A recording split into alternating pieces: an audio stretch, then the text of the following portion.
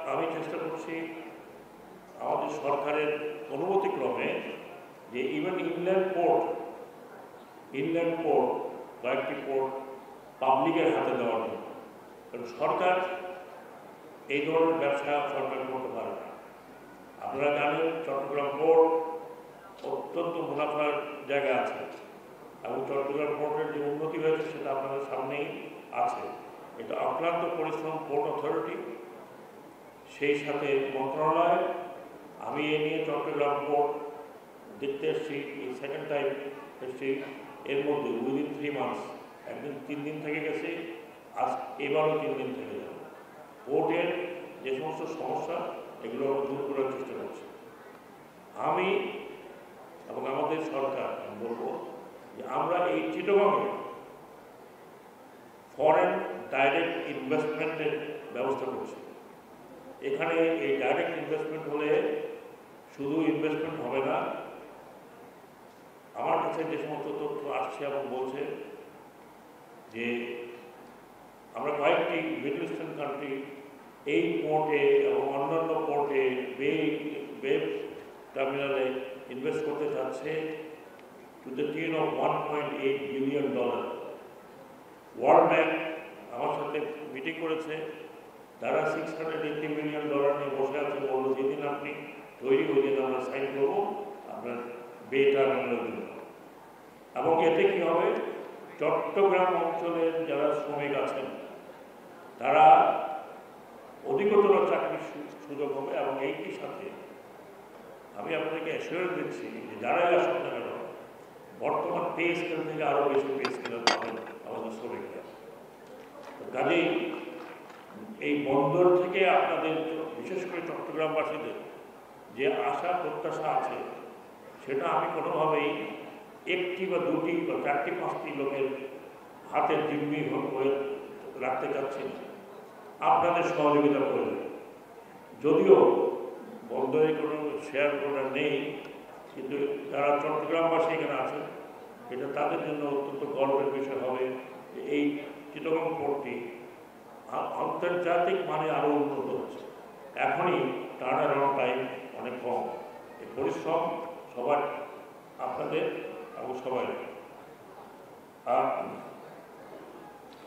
আমরা চেষ্টা করব, যেটা কথা বলেছি, যে এই বিএসসির মাধ্যমে আমাদের মহিলা এবং পুরুষ মেরিন একাডেমি যারা পাস আউট হচ্ছে তাদের এমপ্লয়মেন্ট হবে, নাবিকদের এমপ্লয়মেন্ট হবে।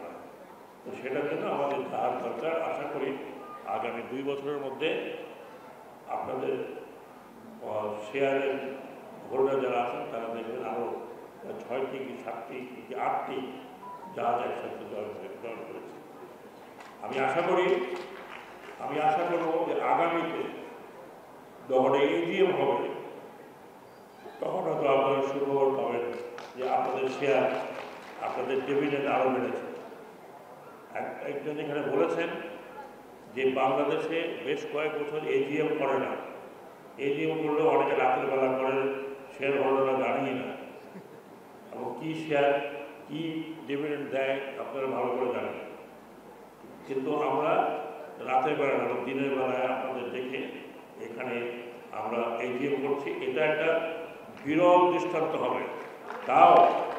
সেটাও একটি সরকারি সংস্থার এজিএম, প্রাইভেট সংস্থার না।